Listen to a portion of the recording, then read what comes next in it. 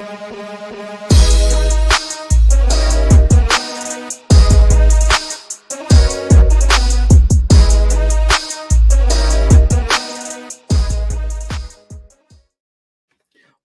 up, everyone? Welcome to Level 7. It is time for another episode of the Agents of Fandom podcast. I'm your host, TJ Zwarych, and we are finally ready, after coming down from the holidays, to break down the Stranger Things series finale, not season finale, series finale, a show that has been such a big part of all of our lives for many, many years now. We don't have the wonderful Caroline with us today, who's been breaking down all of season 5 of Stranger Things with us. She couldn't make it. I do have a video of her thoughts that I will share at the end of the show, but really looking forward to breaking down this finale with some of my friends. And joining me today, we have co-host in the middle, not the co-host, the host, the president, the creator, I don't know. I can't think of anything else. Metalcore nerds, Sean Mott. How are you doing, my friend? Doing great. Dealing with the post-holiday break in the music industry is always something. So happy first day back from break, guys. But I'm happy to be here. Happy to talk about Stranger Things. It's been a wild journey these last few weeks. So excited to cap it all off. It was very a bittersweet day for me today because my baby goes back to daycare. My wife is a teacher, so she went back to work today. It was a really, really nice time hanging out with both of them. But I also had so much stuff that I was putting off doing because I was just really trying to bask in that time. And I'm so much more productive when they are not here. And so I've already just gotten a ton today. Going to try and get a lot done this week, especially here on the Agents of Fandom front. We got a lot of fun stuff coming. And joining us today as well to break down the Stranger Things finale, the freshly tatted co-host of Phase Hero, as well as the Love in the Time of Hydra podcast. How you doing, Jamie Jirak? Oh, I'm so good. Thank you so much for having me. It is like the world started today, like truly. And so you asking me to do this was like, yes, something fun on like the first Monday of the year. Please and thank you. I am so excited to talk about it with you with a brand new Stranger Things tattoo. Give us a chance. Got to show it off a little bit. You know, it's actually on my like ankle. It's I thought it was wrist. And the picture you no, sent, it actually does from the picture. So I'll put it up. It's like right above my foot, but it's an upside down, I believe. I have a one-track mind, which is what my mother always used to say about me when I was growing up, and she wasn't wrong. And so like when I get something like that in my head, I'm like, I have to do it immediately. And I have a huge Demogorgon tattoo, and when I got that, I broke my only tattoo rule, which is do not get a tattoo before the show is over, because what if the ending sucks? But I took that risk because I really wanted my knee tattooed, and I knew that's where I wanted it. So this was it worked out. It's all good. We're happy tattoo. So. I believe is kind of fitting for getting a tattoo early too, with one, the way this series ends, but two, you believed it would end in a strong way, and you got rewarded for it. Before we dive into our Stranger Things talk, we'll ask politely for everyone to hit the like button on this video. Help us battle that YouTube algorithm, grow the community. We just had a really great show last week for Percy Jackson Season 2, Episode 5, with our friends from the Seaweed Brain podcast. We had co-host Eric Ito, as well as Lau, one of their loyal listeners who has joined us for that. They're both going to be joining us for the finale as well. We had a great time. Shout out to all of our new listeners who came from the Seaweed Brain podcast, who are tuning in for this one as well. And we got a lot of fun Percy Jackson stuff coming up in the next few weeks. We're going to be talking Wonder Man a few weeks from now. I'm going to have to reevaluate what we're going to do for that, because my hope were that they were going to release it episodically, or at least in bunches. We could do multiple shows for it. And so I have quite a few people who said they wanted to come on for that show, and I think we're only going to have one episode now, so we're going to have to figure that out. But I know we should at least have Jamie's co-host from Phase Hero, Jenna Anderson, on with us for that one. So that's going to be a ton of fun. Shout out to Jenna, who has just been absolutely crushing it on her YouTube channel. Go read some comics.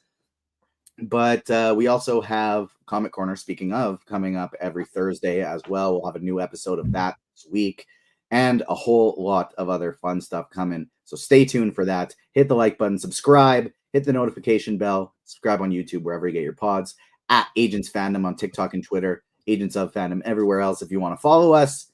Jamie, I want to throw it to you first for some Whatcha Watchin'. Obviously, we're going to be talking about Stranger Things that has been occupying a lot of our time recently, but it was the holiday season, and there's been some new movies coming out. What you been watching?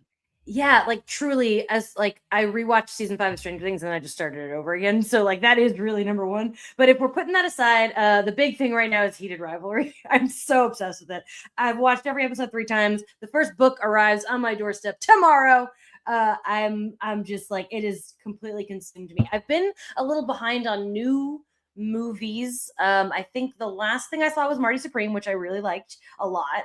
And I've been watching, you know me, I'm always watching old movies. The most recent movie I watched was a movie called Vibe, starring from the 80s, starring Jeff Goldblum, Peter Falk, and Cyndi Lauper. And it was truly a bizarre movie, but my kind of nonsense. So I had a lot of fun with that one. And then yesterday I went to Cosm here in LA, which is kind of like a mini version of a Sphere. It's where they do a lot of like screen sporting events. And right now they're doing Willy Wonka and the Chocolate Factory, the 70s movie. And like it's like the shared reality experience. And that was neat. My friend worked on it. So that's what's been going on with me. Over the Christmas season, I watched a wild Christmas movie that I thought I had seen before. But then when we started watching it, I realized, okay, maybe I actually hadn't gotten to this one.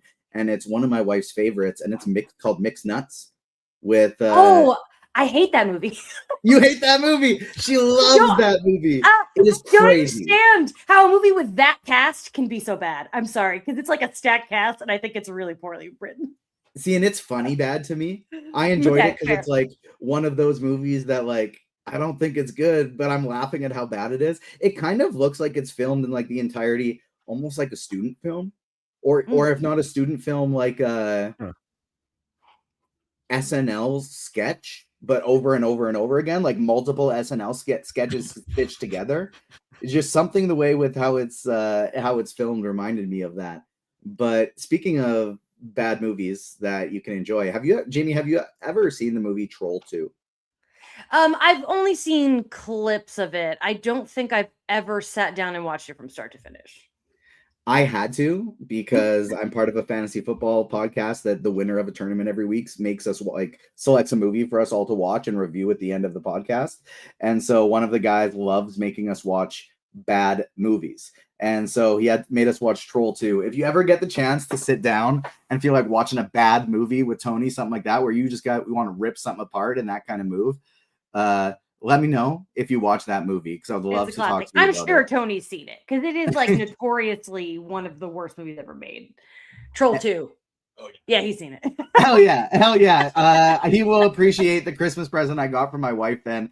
And she got me a sign, like one of those like handmade Etsy signs that says, "You don't piss on hospitality." And we got that put up above our toilet right now in our bathroom. That's where we have put it. And I thought that was really, really great. But Sean, how about you? What you been watching?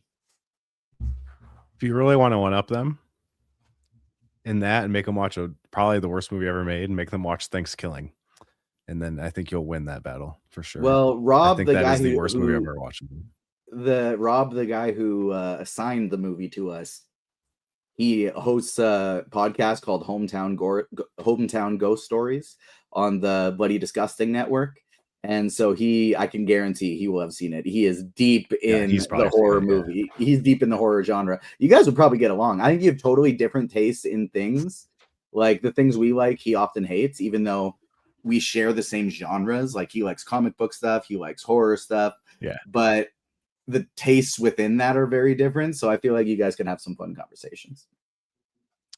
That's fun. The things I've been watching, I said last week, I think I've been getting back into anime. So I finished Jujutsu Kaisen season 2, and I made the comparison because a lot of people have been complaining about Stranger Things exposition jumps. You know, even though it's a Stranger Things like staple at this point, pales into comparison to Jujutsu Kaisen exposition jumps, because they explain what they're doing as they're fighting, but it's this really complicated like mental layer of things that happen. It's crazy, but that show is nuts. It is so insane. The villains they have and the deaths they have is just a wild show. And I finished it just in time because season 3 starts this week, so that's nice. Didn't even plan that. It just kind of worked out that way. And then I've been trying to catch up on Industry since season 4 of that comes this month. If you're a big Succession person, it's very Succession-esque. Just kind of pretty bad people constantly screwing each other over and over and over again. It's a big chess game, pretty much. And then I started the Copenhagen Test, which is on Peacock. It stars Simu Liu and Melissa Barrera. It's like a thriller spy show. And I'm only 3 episodes in. It's cool to see Simu Liu in something different and still utilizing his amazing fighting choreography talents. But I need to wait and see how it ends to see how I totally feel about it, because I feel like it's on the verge of those shows that make you guess and wondering what's going on, and is it real or is it not, or is it all just going to kind of fall flat in his face by the end? But right now I'm enjoying it. Seeing Simu Liu and Melissa Barrera be the 2 like main characters, they have great chemistry together, and that is keeping me locked in for now. They dropped it at once, which I feel like that's the new Peacock thing. They did it with the paper. They did it with this. I don't know. Maybe it's because not many people have Peacock. I have no idea. But so far, I'm enjoying it. But those are the 3 things I've been watching lately. Definitely something I have interest in checking out, the Copenhagen Test. And Simu Liu's been actively, publicly promoting, hey, James Gunn, call Melissa Barrera. That'd be a great new Wonder Woman.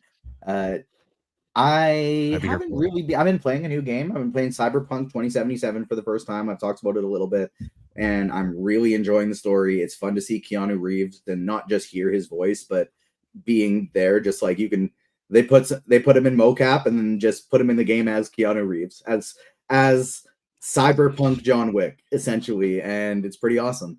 And so I'm enjoying that so far. I hate that it's a first-person view. I'm much more of a third-person RPG type guy than a first-person view with it coming right out of the eyes.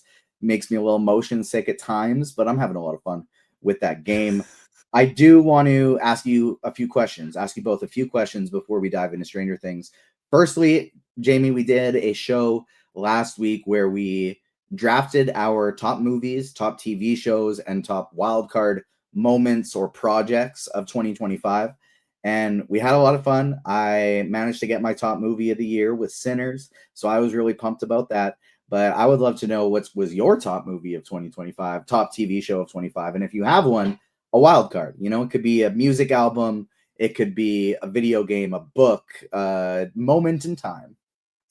Oh, great. Easy for me. Movie was without question one battle after another. I think it will end up being the best movie of the decade, let alone the best movie of the year. Getting to see it in VistaVision twice was just a mind-blowing experience. And I'm a big PTA fan. I love Leo. Everything about it. Love it so much. Perfect movie. No notes, 5 out of 5. And TV, honestly, it is the toss-up between Stranger Things and Heated Rivalry. Like, I know, like, it's not just recency bias. Like, if we cut from a year from now, that's what I'll give the same answer.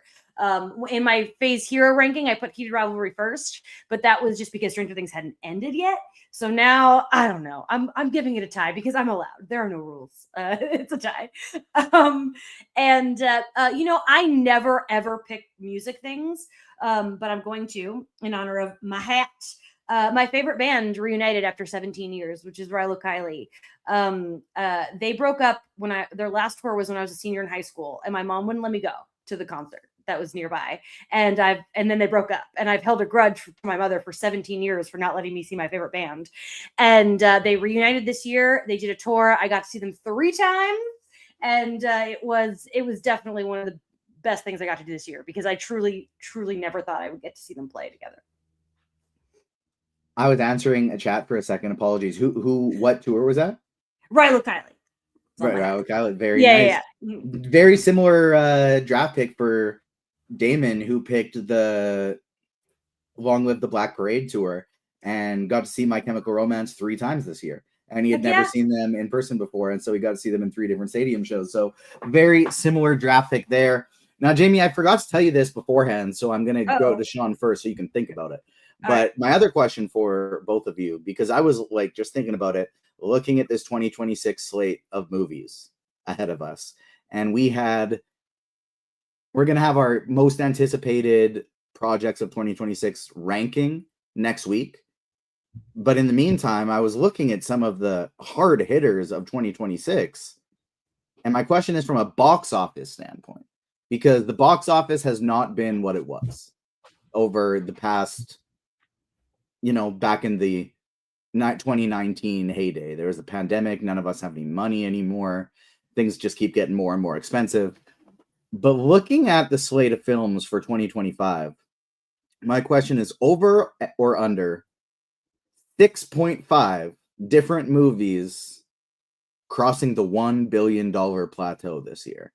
Now, that sounds insane on the surface. It sounds like there's no way in hell that could happen, especially based on what we have seen of the box office in the past few years. But I'll just name a few of these out there. Avengers Doomsday, Spider-Man Brand New Day, Moana, a live-action remake, which we just saw Lilo and Stitch cross $1 billion, and I think Moana has much bigger fan base right now. Minions 3, another one of these that are kids' movies, have just been crushing at the box office. Toy Story 5, The Odyssey, a Michael Jackson movie. A couple others I don't necessarily think will get there, but could potentially get close. Dune 3, Hunger Games. There is Shrek. There is so much this year. Sean, over under 6.5 movies hitting $1 billion. And if it's under, how many do you think do it? I think under, but it'll be 5 or 6. You also didn't mention Mario. Super Mario Galaxy. Mario hit $1 billion. Mario will definitely hit $1 billion. Like, I think Mario hit $1 billion. Toy Story 5 very likely will hit $1 billion. Moana probably $1 billion. Spider-Man again, probably. Avengers definitely. So it's like, I think it'll be 5 or 6. I don't think it'll be over 6 though. That's a lot. And this year is crazy. And we've seen it go both ways in the last few years of either movies crushing it at the same time or other movies faltering because other movies are succeeding. So, and it's like, it's crazy because we just had Avatar, no hate on Avatar, just crossed $1 billion. And I've seen no one talking about it other than people in this space. I have not seen the general population talk about that movie at all. My Facebook feed, dead. It's all Stranger Things. There's no Avatar talk. And it just crossed $1 billion. Like that is insane to me. Like, I don't understand how those movies make so much money, but good for them. It's just crazy. So there could be things like that where that happens. And everyone we listed have precursors, even in recent years, where they've hit $1 billion. So those are safe bet billions. Maybe there are some surprises in there. I'm iffy on the Odyssey hitting $1 billion. I definitely think the Barbenheimer of it all bolstered the Oppenheimer box office, which is crazy that a movie like that almost made $1 billion. And I think the Odyssey has a lot more hype to it, but still it's going to be a long, Nolan movies are not short. I think it'll do very well, but that hitting $1 billion, I think, is the biggest stretch of them all, but it could happen. Anything's possible. We'll see. So I think under, but by 1 or 2 or like 0.5 or 1 ish. Jamie, what do you think? Over or under 6.5 movies? It's funny because my line that I've been saying that I don't necessarily think is going to happen, but I think could surprise everyone, that is that the Odyssey will make more money than Avengers Doomsday, which is like, it's not likely, but I just am putting that out there because if it does happen, I've been saying it and I want on record. But I do think that, I know people are saying Doomsday, and I don't think people understand that is not the same thing as what the Barbenheimer thing was, because that was like couples getting their significant other to go to the movies together. Like, you know what I mean? Like, those movies were so different that it was like a fun, weird thing. But Avengers and Dune are just follow-ups to and franchises. I don't think that's not going to become a big thing. Like, we've got to see them both back to back. Agree, 100%. I don't know. I don't think it's going to be over 6. I don't. Honestly, I'm not even convinced Doomsday is going to make $1 billion. But who can say? It's a weird time for comic book movies. It feels like the fallout of Westerns. People just want to break, and I don't know. I could be wrong. But I'm never good at guessing box office though. Like, but I do think the safest bet is like the Disney stuff. You know, didn't Zootopia just beat Frozen 2 to be the top grossing animated, Yes. which is crazy. Like, and that's just because there aren't a lot of kids, like people like want to take their kids to the movies. So that's kind of always the fair bet. But who knows? Who can Mandalorian and Grogu. Yeah. What about the Mandalorian and Grogu? I'm gonna be honest. I don't think that's gonna do that. I don't think that's in $1 billion. I know everybody's really down on that one, but I think we are underestimating the kids' effect of it all. A lot of people watch The Mandalorian with their kids, and a lot of kids love Baby Yoda. Fair. But also like my mom doesn't go see any Disney properties in theaters anymore because she knows it's just going to hit Disney Plus in a month. Yeah. So, who can say? I think it's it's just shocking to break down how many blockbusters there are coming in 2026, especially when you include the kids' movies into it. It's just like there are so many. I think the box office, and I don't really care about box office performance outside of I want movie theaters to thrive. And so like that part, I care about it a little bit. But from the most part, I'm just excited to go see a bunch of good movies. And I kind of think this could be the best box office we've seen since 2019. I don't think it'll surpass it. For sure. I don't think it'll surpass 2019, but I think it'll be the best one we've seen since then. So hopefully it's a strong year for movie theaters in a time where it seems like they're, teetering on the verge of not being around in the same way that they are right now. And so shout out to the movies of 2026. Let us know what you are most excited to see in theaters this year. You can find us on socials at Agents Fandom on TikTok and Twitter, Agents of Fandom everywhere else.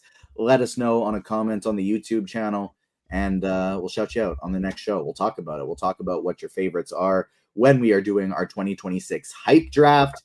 But it is finally time. Let's talk about Stranger Things. I can't wait to talk about this with the two of you. There was so much. This is the first time in a while I am aware of how negative and annoying MCU Twitter can get. I'm aware of how annoying and foolish Star Wars social media can get, but I've done a really good job of ignoring those corners. I've gotten myself out of those corners as much as possible, where I don't really see all that much of it on my feed anymore. That was not the case with Stranger Things. My feed was covered with it on every social media, and I got too deep into the Stranger Things algorithm, and the media literacy is so low, and the people cannot, it seems like a large percentage of this general public cannot differentiate between this is what I wanted to happen and this is a bad writing or this is a plot hole, and those words are just kind of meaningless. And so I am really looking forward to diving into this show.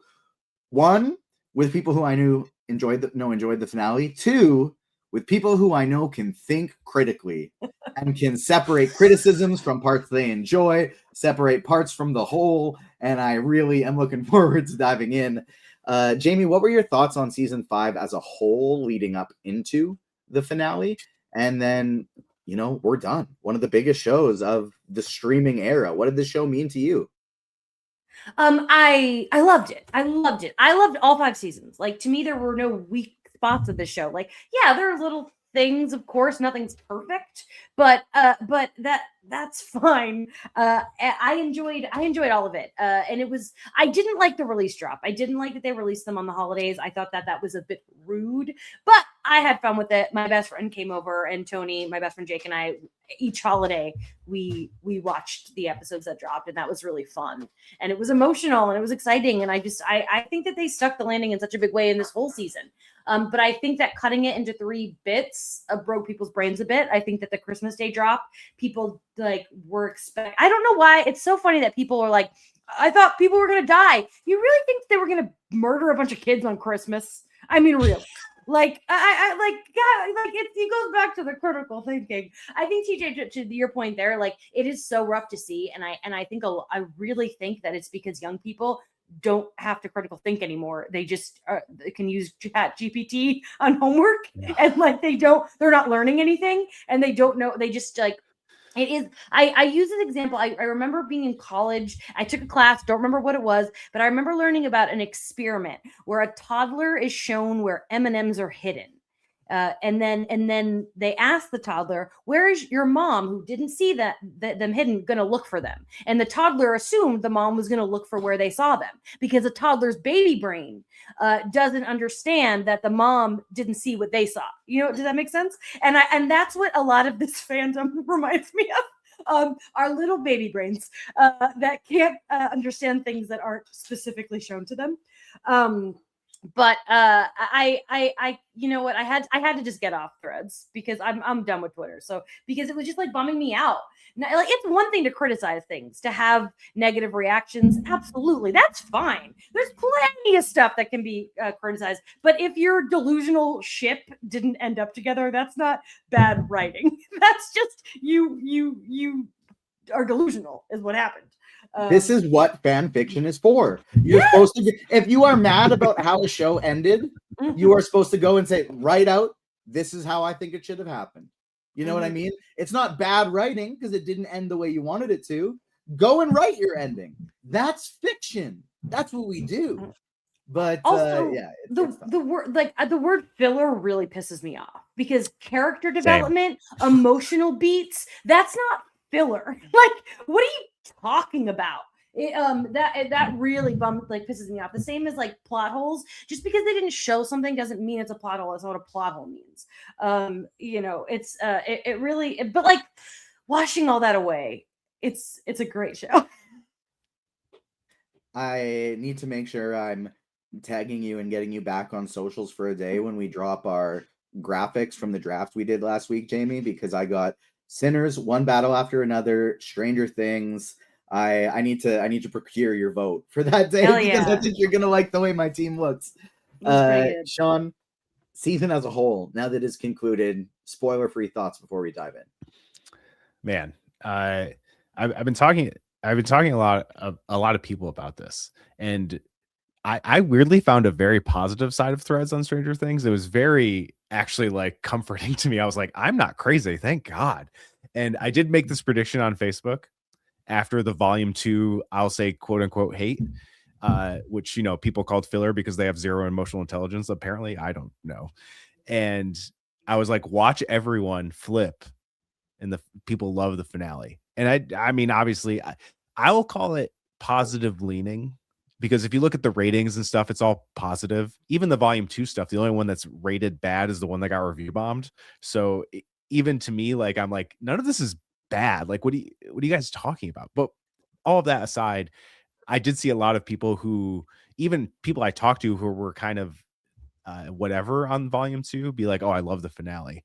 Which I knew it would happen because I don't know, people have it in their brains that finales can be good alone without the build up to it, which is a whole nother problem in itself. I was going to say, and that's why the reason why they're thinking that is because the final episode before this finale was just setting the table. It was all the exposition dumps people were talking about were for the purpose of let's get everything in place so that when the finale hits, we can go. Yeah, and you sent me a great thread or tweet or whatever, and it was like the finale wasn't perfect, but the ending was. And I think that is my sentiment of this show. But I've never thought Stranger Things was perfect, but it never needed to be. Because Stranger Things to me is a group of nerds who have been haunted by these monsters for 5 seasons, for 10 years in real time. And not just the monsters the Upside Down created, but the monsters that they held inside. And over time, with friendships and family and growing together, they learn to overcome both of those monsters together. And that is beautiful. And as a nerd and as a dude who like searched for that kind of community and friendship, to be able to share that with people like that in my life And even with TJ, like we rewatched the entire series unknowingly together, basically talked about that the whole time, got to do this podcast for the last season. Like that means so much to me. And that's why the show is so special to me. And I think it's why it became a phenomenon, because at one point we saw ourselves in these characters, and that's what made us fall in love with them. And the way they closed it out was so beautiful and perfect. And I loved it. I rewatched the finale, and it hits harder second time. And I think that's how things are with emotional stuff. Like after you kind of wash away an expectation, wash away the newness of it, and really learn to understand it rather than just react to it. And you're not as stressed. Like the stress is gone. So yeah, it's easier I got to watch the finale in a theater, which was awesome. It was super cool to be in like a communal experience of something that's usually not a communal experience. You know, usually you'll experience it with a couple friends, but to end this chapter of this series in a theater with a bunch of people stoked to see Stranger Things, that was a really beautiful thing. But like I love this season anyway. Like maybe some parts feel a little weird or disjointed or whatever, but like what really mattered to me was character, and this season nailed character in my opinion. Like all those hard conversations had throughout the season are also beautiful, and that above it all is what matters to me the most. And that's why it landed, and that's why I think it's such a great season, such a great send off. And this series is a once in a lifetime thing. Like I don't think there'll ever be a series ever like this. It's so hard in an age of streaming. I think there are shows that come up that end up being kind of like touchstones in pop culture, but I truly do not think there will ever be a show like Stranger Things ever again. Like for real. Like I just don't see it happening. I mean, I could be wrong, because no one thought Stranger Things would be a thing in the first place. You know, it's those things that pop up and become these things. But like, there's just something about it that is so incredible and so original while feeling nostalgic and everything like that. Just what the Duffer Brothers pulled off with this show is amazing. And I'll be shocked if anything, because so many people, like I saw some people being like, people are going to forget about this final season, this finale, this series in like 2 years. And I'm like, you're insane. You're insane. Like you're so wrong. Like, sorry. There's no way that the legacy of the show is ever going to go away. Well, I think the thing that makes it so unique and will forever keep it unique is it's one of the reasons I loved having Caroline on this show to talk about Stranger Things, is because she's in her early 20s. She grew up with this show. She was the same age as the kid. Like she's the same age as the actors. And so she's still not the same age as the kids in the finale, but she's the same age as the actors were when they started. And so there's an entire generation that grew up with this show. It was the first mega hit of the streaming era. It was the first time since when streaming services became a thing that, you know, it started off this small little Winona Ryder sci-fi show on Netflix. Check it out. And it turned into a global phenomenon. And it just, that's what's so unique to it is, you know, I didn't grow up with it. I didn't watch it until season 4. When season 4 was coming out, that's when I decided to binge the first 3 seasons to catch up before season 4. It wasn't on my radar before that. And then, but there are entire, you know, Aisha in chat is saying the same thing of, she's the similar age to Caroline with it, where it's like when this show came out, they were the same age as the kids and just grew up with them with each of these seasons that came on. And I think that's so cool. I can super relate to that. Obviously, I was not a kid 10 years ago, but that is exactly what Harry Potter was for me. I read the first book when I was 9, and then I was the exact same age as the cast.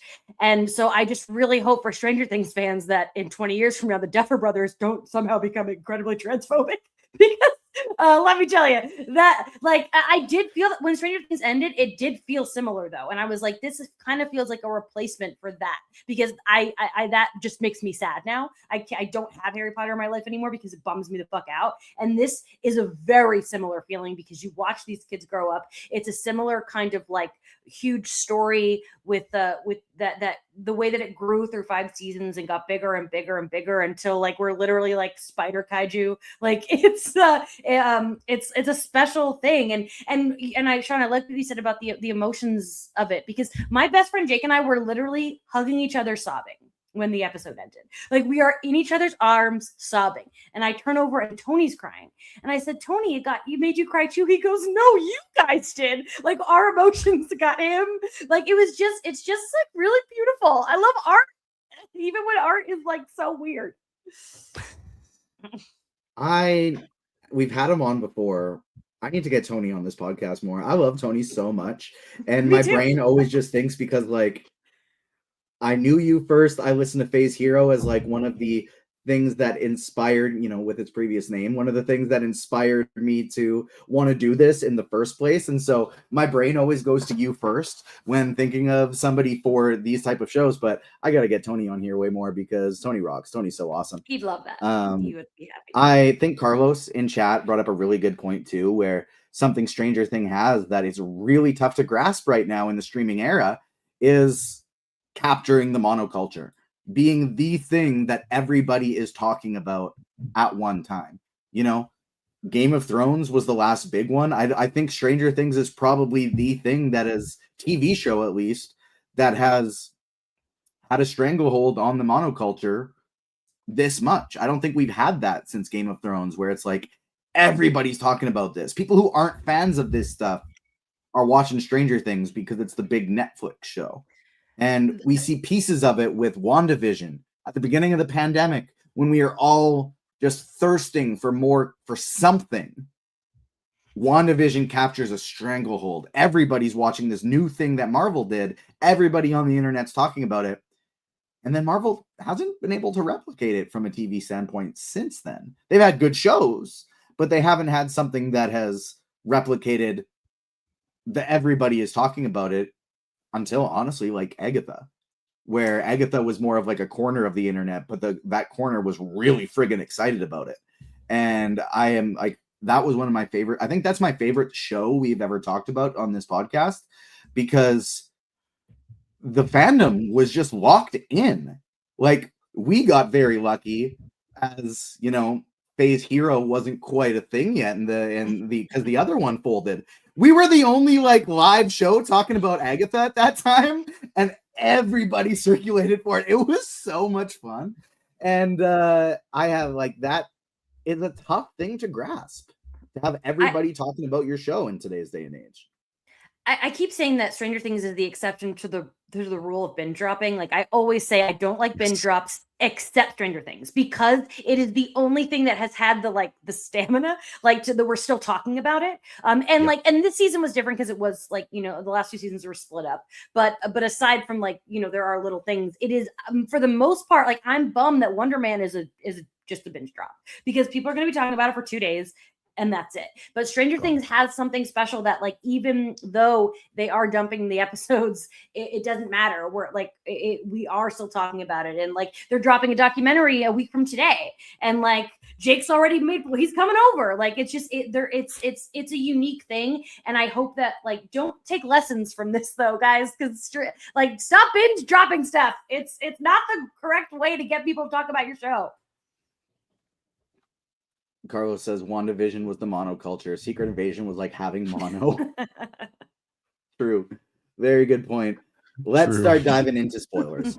Spoilers for not just the Stranger Things finale, but it's the finale. All of Stranger Things. Everything Stranger Things related. Even maybe small portions of the stage show, all on the table today as we talk about the Stranger Things finale. Let's dive into it. It begins with Project Beanstalk on 2 sides. Steve had his big plan come to fruition, where he laid it out, where our guy Dustin called him a genius, and he has half the crew working in the Upside Down with genuinely, I think, a pretty terrifying plan. This is the worst plan. This is the plan that they've had that I would want to execute the least. If I were in their shoes, this is the one I'm least down for of all the plans. And then we, of course, got the team up of Max and 11 and Kali going through Vecna's brain. Jamie, what were your thoughts on how this episode starts out with kind of straight into the battle? We had the exposition last episode. Now we're getting into the battle. Somebody said to me, I just don't see how they're going to wrap it up in 2 hours. I'm like, what do you mean? They said perfectly. Like, are you kidding? Like, they did everything, all the work they needed to make this exactly what it needed to be. I agree about the plan thing, because let me tell you, I would rather face Vecna one-on-one, just me and him, than climb that tower. Like, that to me is scarier than anything they've ever done, is climbing that tower. What would happen to me is I would have a panic attack and faint and fall off and die, is what would happen if I was on that tower. So, good for them for not being afraid of heights. Like, I genuinely couldn't do it. But the Jonathan and Steve race up the tower in episode 1 was the scariest thing Stranger Things has ever done. I agree. I'm with you 100%. I went to a water park recently for the first time since I was a kid, and I was like, I can go on a water slide, and I forgot that you have to walk up like 1 billion steps outside. And I was like, it was the scariest thing I've done in my adult life, was walk up those stairs to go on a water slide. No, thank you. I am so on the exact same page as you. Give me a Demogorgon every day over having to climb up that tower. Sean, what were your thoughts on how this goes straight into the action? And what do you think of the teams that they kind of assembled with? Finally, like, it was a scary moment when Max starts going, eyes rolled back with Vicky in the hospital. Like, I was worried. At first, I was worried sick. But then she gets reunited with 11 and Kali, and we kind of get this moment of like, I love a squad assembling. Like, that was just like the mini moment of I don't remember the specific music, but I think we got a little needle drop with the 3 of them start walking through it together. I got fired up.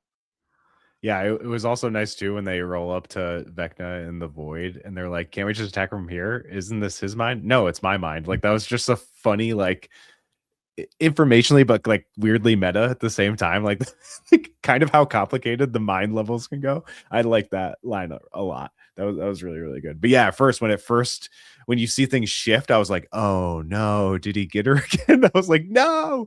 And there was a lot of moments within this finale where I was like, oh no. I wouldn't mind climbing the tower. I don't know. Heights don't bother me that much, I guess. Only heights if they're in danger, which I guess you would be in danger in that thing, but I don't know. Heights don't bother me that much. But I understand why heights would bother people. So much of my intense anxiety stems from being unable to have like a backup plan for if something goes wrong. Like, any situation I walk into, I'm always thinking of like, if this happens, I will do this. If this happens, I will do this. If this happens, I will do this. So as long as I can make a plan and think things through, I don't get scared very easy. And I do very well in crises, because I'm like, anytime something's going wrong, like, put me in charge. I'm ready. Like, I'm ready to handle it. I've already thought of this. If you're with heights, if you fall, you die. There's no backup plan. There's nothing you can do. You're just fucked. You're dead. That's true. And that's so that true. I think that is like the root of being scared. And speaking of, you fall, you die, unless you have Jonathan Byers grabbing you by the wrist. This moment to me would have been a lot more worrisome and stressful and intense had the Duffer Brothers not been on talk shows. Like, I think it was like Fallon or Kimmel or something a couple days before the finale, and he's like, hey, give me a tease for the finale. And they plop everybody on the edge of a table and then push Steve off. And that was their tease for the episode with like Funko Pops. And so I was sitting like, okay, there's no way they're gonna kill Steve after doing that. That has to be a fake out. So as it's happening, as the screen goes to black, I'm sitting there going, not real. Somebody's going to grab him. Will's going to be there. I don't know, but something's going to happen and he is going to be fine. And then, of course, Jonathan Byers grabs him. And that moment I thought was pretty perfect, with it being Jonathan, the one to save him. What did you think, Jamie? All the Jonathan Steve interactions in this episode were like my favorite. Because as much as like I really wanted Nancy to end up on her own, like it all went out, it planned exactly as I wanted to, but I still love Steve and Jonathan. Like, it's not like I was just rooting for independent Nancy, and so for them to have the scene that came after, but then to see Jonathan save him, it was really sweet. And I was so confident that none of these kids were going to die. Like, I really was not worried too much, but especially Steve, because of how Like, we all know he was originally supposed to die, but they loved Joe so much that they kept him on. And I think that after killing Eddie, you can't do that to Dustin twice unless they die together, right? If And you so, die, I die. and I just didn't foresee Dustin or anyone in his age bracket die. So, but I will say, like, it didn't change the fact that my anxiety watching this episode was so intense that normally I would have taken a pill, but it was New Year's Eve and I planned to drink that night. So I couldn't take a pill because I wanted to drink. So like, I was like really suffering through the first hour of this episode, just like on the verge of a panic attack for a full hour. Sean, did at any point you think Steve was going to drop? And then what were your thoughts on the, I think, most obvious death of the finale? Kali wasn't making it out of this one. Yeah, the collective gasp in the theater when that screen cut to black was wild. We were all like, and I think the theater experience of it all amplified that pretty hard for sure. Especially when the entire theater has a moment of like, did the screen just cut out? Like, did our theater just shut down? Like, yeah, for sure. So I was worried and then relieved instantly, but I think that was the theatrical experience that had me that worried for sure. Because I think if I watched it at home and it went to black, I'd be like, okay, he's alive, which is fine. Like, they obviously did it for dramatic effect. They knew what they were doing for sure. And yeah, I mean, when Kali died though, and I was a little right about this, I was like, she really did though. It's like, you guys remember her power, right? It's illusion. Come on, guys. So I felt like, but then the story wraps you up so much, especially with the epilogue as you get into that. It was like so far out of my mind when it circles back around. I was like, oh my God. And I think that is also very intentional. Also, it was a little bummer to not see her do a lot. I guess it was cool to see her like in the mindscape, and then the moments with like her and Hopper. I felt like Hopper's words kind of changing her view of what 11 should do were nice moments. All of that stuff was like, all of the Hopper 11 stuff this episode was great. I truly loved some of that stuff. A lot of people have called it repetitive, but to me, Hopper's view on L this season has made a lot of sense to me. Like, yes, it does feel familiar to other seasons, but they've made it a point, at least to me, that he has evolved past how he was. He's still being protective, but to a point. I think he's being protective because he knows he needs her in the final moments, and he just wants to make sure she gets to those final moments, and that's why he's been overprotective. It's same but different. It's an evolution of it, even if it's familiar. And that's, I think also in addition to that, that's what Hopper wants of himself. He wants to be able to tell himself she needs to be there for the final moments. That's why I'm protecting her. And when Hopper is his best self, that is what is going through his mind. But I think there's also the Joel and Ellie factor of it all, where there's a very large portion of Hopper that's gonna say, I don't give a fuck what happens to the world. I'm gonna rush in and save my daughter no matter what. Right. Yeah, for sure. And that's part of his journey to not do that. You know what I mean? Yeah. And shout out Murray for being the crazy bastard that he is and throwing a live grenade at a helicopter. Love that. I thought Murray might die. Didn't happen. I thought he was going to jump with it too. I was like, don't do it, Murray. And then we throw, I was like, okay. Oof. The moment that I thought was when they leave the leave the abyss and the upside down, and they're all driving and they're like celebrating. I just had like PTSD flashback to Serenity, and like I was like, not the person driving the car. I thought for sure he was gonna get impaled with something, because like they were all celebrating, and I'm like, they have not dealt with these soldiers yet. There's another wave of danger coming, and so I did think in that moment that Steve was the other person driving, and I'm like, they're not going to impale Steve. Like, I really thought that somebody was getting impaled. I don't even remember what the specific line was, but I just have good promise, Hop, with a bunch of exclamation points in my notes as I was like watching this episode. But a couple, like, this is the smallest thing that it does not matter, but I'm going to bring it up anyways because I noticed it and I thought of it. And they brought it up in the House of R podcast, which I love so much. Shout out to Mallory Rubin and Joanna Robinson, friend of the show. they go into L's sensory deprivation tank, which is there, as they've explained, because there is a tank in the real life, so there will be a tank in the Upside Down. Never until this moment in Stranger Things has there been water in the Upside Down in locations where there have been water in the right side up. Anytime they go down, for example, the pool that what's her face dies in the first episode. Barb. Always forgets Barb's name. Anytime there's somewhere where there's water in the real world and they go to see it in the Upside Down, no water there.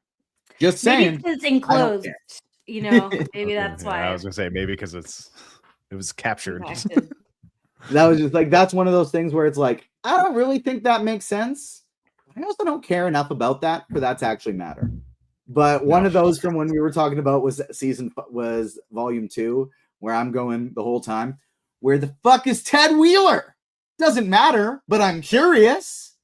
And we finally get our Ted Wheeler moment in the finale, and I'm excited to talk about it. Shout out the worst character in the show, who I love making fun of, Ted Wheeler. But the next kind of part of this is we get Collie's death, which we'll of course touch on later towards the end of this Collie's potential death. You know, maybe it happens a little bit further on. Jamie, this was the one I felt like was kind of inevitable. And there was a few, if there's one thing that didn't work for me the most in like over the course of season 5 was I did think we had to bring her back, but she got so much screen time that to me felt like setting us up to care about Collie so that when Collie died, it might hurt. I just never felt able to care about Collie. Well, that backfired because so much of the internet thought she was working for Henry. Like the internet was convinced she was bad. I never thought that. I just believed that she truly wanted to die. Like I believed that of her, that she didn't want to continue. And I just, as a lost sister defender since the beginning, I just feel so satisfied. And like because it really bothers me that people hate that episode and call it filler, because so much of Eleven's character growth comes from that episode. Like she learns so much about herself through that episode, and the fact that people say it's pointless and is meaningless, like it really annoys me. So I'm glad they brought Collie back, just because like you can't skip that episode anymore, bitches. Stop complaining. But I'm glad they brought her back for that reason, but also just it does feel full circle. She was very useful. Her power came in handy a lot. But I you know, her death to me wasn't, I wasn't sad, you know, but it did, to me, I was like, that can't be the last death. I knew something bigger was coming, because I'm like, this show can't end up being like, and Collie died. And that is, and you know, technically she was, because we'll get to the, you know, the 11 of it all. But I do think that like, it was a good like plot device, if nothing else. But I enjoyed her presence. She's so tiny. Her next to David Harbour is insane. Like they look like they're playing with two different dolls. 5 foot nothing. 5 foot. She's just 5 foot flat. She's so small. And in some of these episodes, like you said, with specifically David Harbour, I did find it like it looked funny. It just looked silly. She's just a tiny little human. I want to talk about the big fight. And I think the big fight was one of the things from this finale I saw the most criticized, not from how it looked, because it looked fucking awesome. It looked so good. And I'm jealous, Sean, that I didn't get to see this in the theater, because the cinematic fight versus the Mind Flayer was really cool. I loved the D&D style way that they fought it. It is forever funny to me how Nancy has just turned into the like ultimate soldier, where it's like her and Hop can take down these crews of trained soldiers. But it fit her arc perfectly to me, that she was so willing to be the one who was bait, to be the one to get in there and be like, I got my gun. That's all I need. Like that's who Nancy is now. And I love that everyone kept their season 1 weapon. Like, you know, she has her gun, Joyce has her axe, Lucas has his slingshot. Like, I think that's cute. And then, of course, we have Dustin and Steve for Eddie with the spears. Iconic stuff. I would have liked to see Steve with his bat. The Eddie Munson, there he is. I would have liked to see Steve with his bat. Yeah, but it's in the trunk of the car. It's gone. Yeah. R.I.P. R.I.P. to Steve's BMW. But it was really perfect to get that Eddie moment. To get that Eddie moment was worth it. I loved the fight versus the Mind Flayer. The fight versus Vecna specifically, it felt a little anticlimactic to me. Like, I just wanted a little bit more with that specifically, because he has been this big threat, looming over the past 2 seasons, been there since the beginning, even though we now find out like the Mind Flayer was the original being that, you know, partially corrupted Henry, but very much the way I really thought Henry was going to go, I am Venom. In that last bit, the way he was doing the I am in that exact cadence. So I kind of thought of it a little bit more symbiotically, than just straight corruption. Symbiotically. Sorry. Than straight corruption, Mind Flayer. But I would have liked a little bit more in the Vecna battle. Having said that, I love how it concluded. Joyce getting the final blow, Joyce getting the one F-bomb of the series. I thought that moment was pretty perfect. I would have liked a little bit more of like, give me one more. Oh no, we think he's going to win. But then something happens and, we get the leg up on him. Just like a little bit more to that final fight. I think I would have liked more. But the way it concluded was really awesome. And that is how I feel about this episode as a whole. Certain moments would have liked a little bit more here, a little bit less here. But how it ends, chef kiss. It's perfect. It's poetry. Jamie, what did you think about the Mind Flayer Vecna fight? I loved it. It was like, and I think I'm glad it was as short as it was, because I was like, I was gonna die. I was so nervous. And also, the idea of like, it took them 10 minutes to kill them. Well, it took them 5 seasons, really. They've been working towards this for a really long time. And there is that moment where, Vecna is impaled and it's like, oh no, is he can he live impaled? And then we get the head chop. I love Nancy, and everything that she was doing was so fun. And my best friend, he's the biggest #1 Nancy fan. He's obsessed with Nancy. And literally I just kept thinking, I didn't think they were going to kill her, but I was like, they can't kill her because I am not emotionally equipped to handle what will happen to him, to my best friend. I can't be there for him if Nancy dies. It's just going to be too much for him to take in this world. And but she's just badass. Everything, it looked cool. I was all in on it, and I do get that it was it was all quick. I respect that criticism, but it didn't bother me. The Holly stuff in this episode I loved so much, where it was just happening right before this, where she's saying all the kids trying to escape, eyes on me, which is exactly what Mike was saying to the kids leading him through. And it's like, I love Holly Wheeler so much. She is the best. Holly the heroic. Sean, what did you think about the final battle? It's funny because I felt similar to you, TJ, when I first was watching it. I was like, that felt a little easy. But in my mind, it was the whole thing with Will and him being like, we're not afraid anymore. And as I kept thinking about it, because that stuck in my head. And as I kept thinking about it, I was like, here's this villain. His biggest power is fear and manipulation. And with that being gone, what does he really have? Yes, he obviously has powers, but he's fighting 2 people with the same set of powers. One that's tapping into his own powers.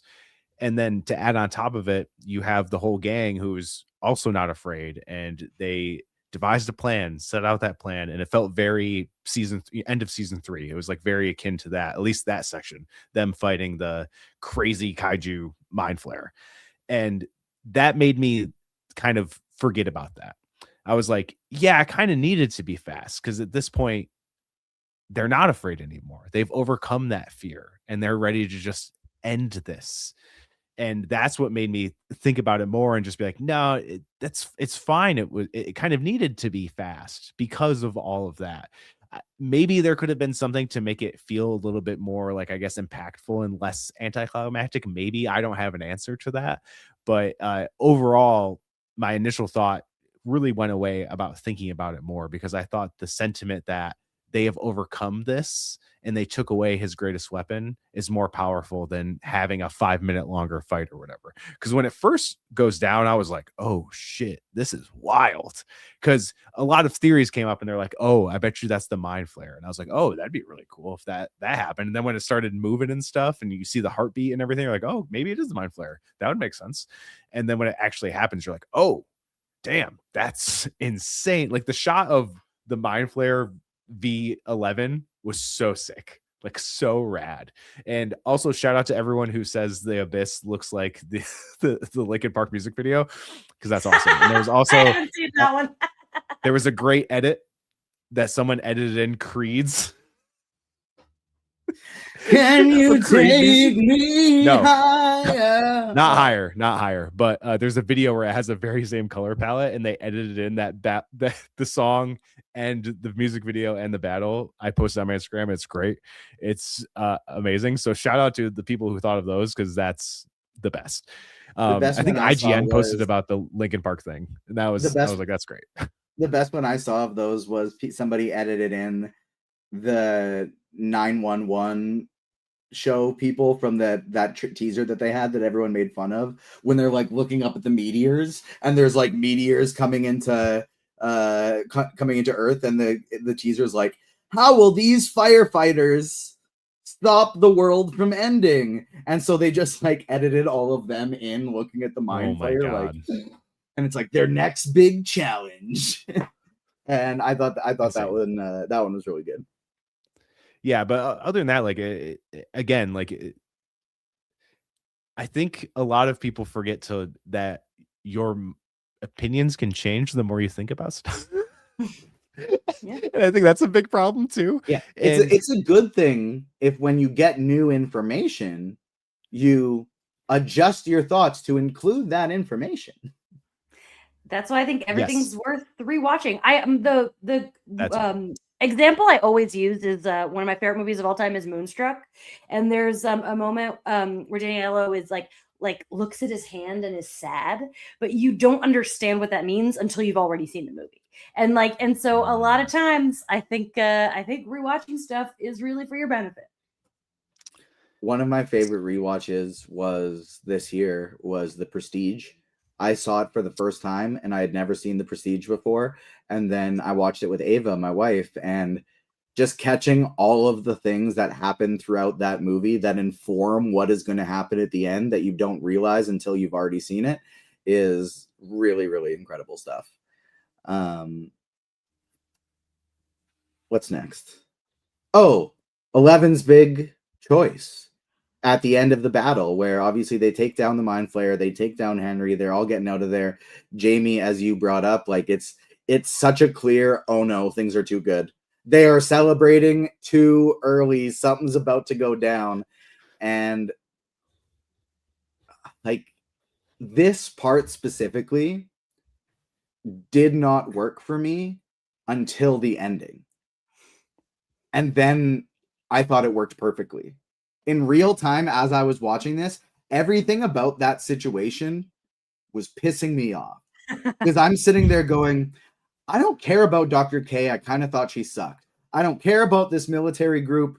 11, why the hell are you sacrificing yourself just so you don't get chased again in the future? Just walk a little forward. Just walk a little forward. Get the hell out of there. Throw everybody up in the air. And if you die, you die. But at least go out fighting. And it just kind of, I didn't like it until obviously how things go towards the end of it. It completely changed my perspective. And I kind of feel like now in hindsight, that is, a lot by design.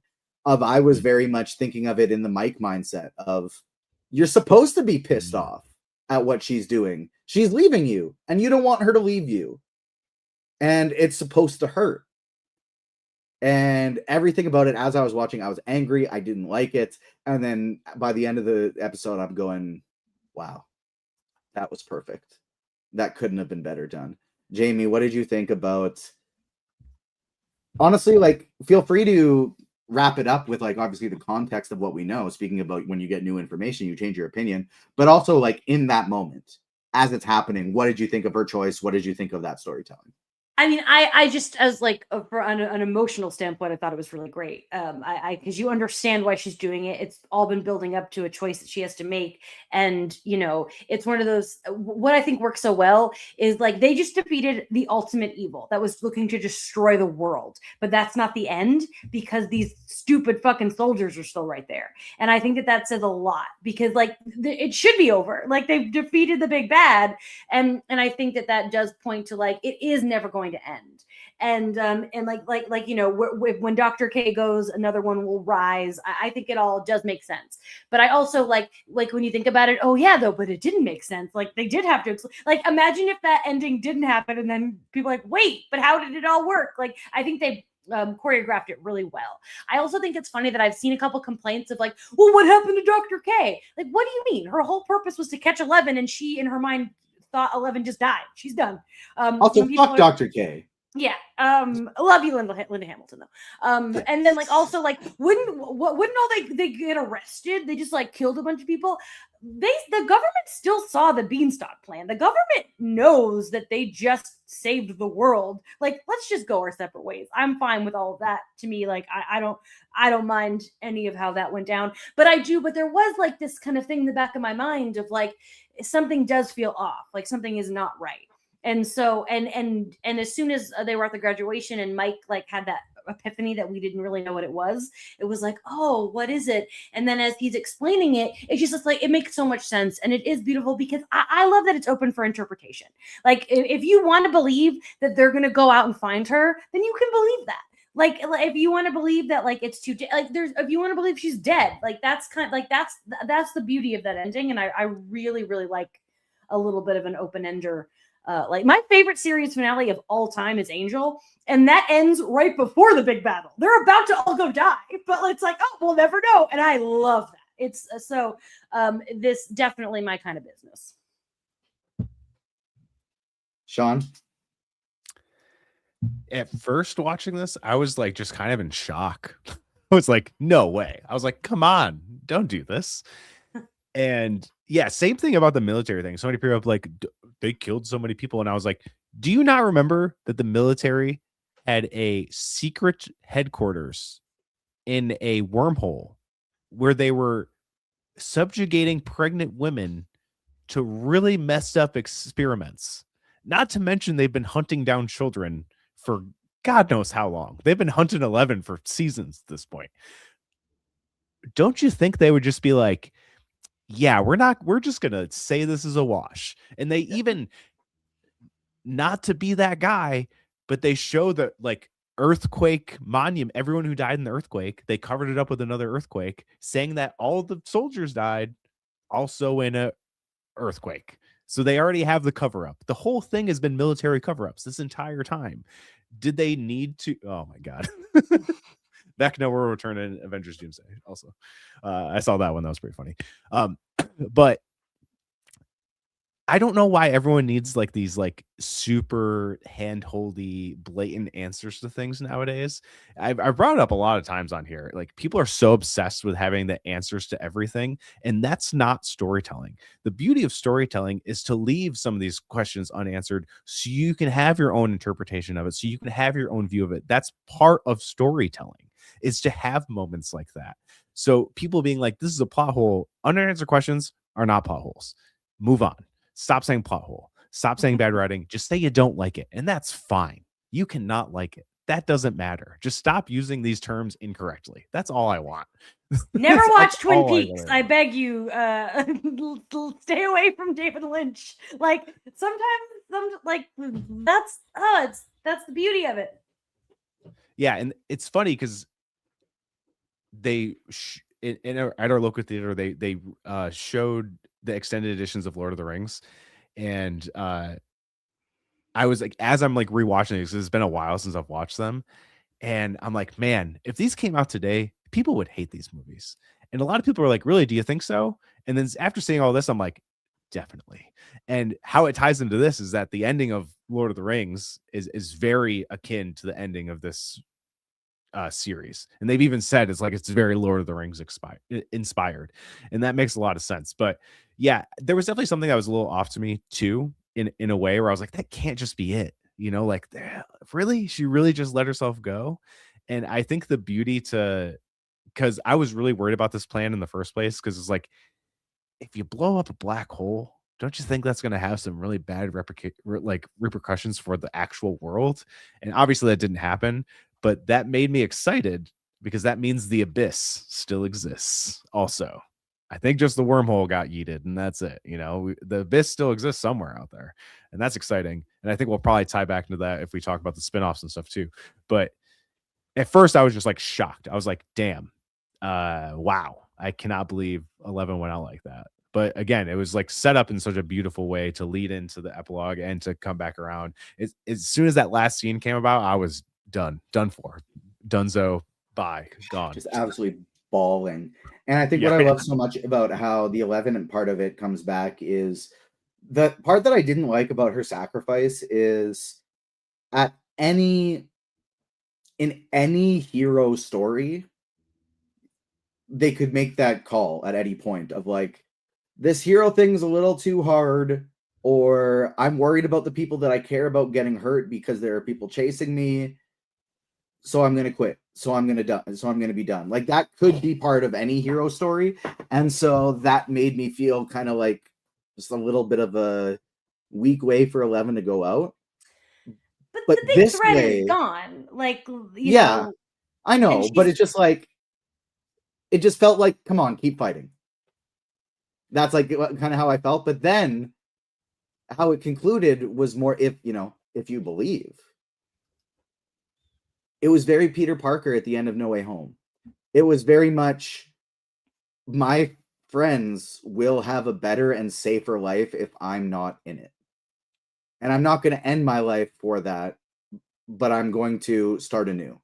And I'm going to do what I need to do for them because I'm the hero of this story.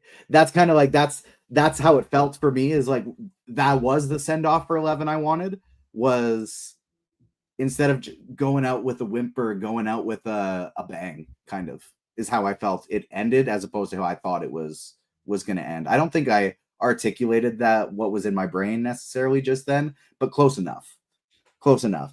Is there anything else either of you want to bring up before we switch to the epilogue? Let's epilogue it. Let's go.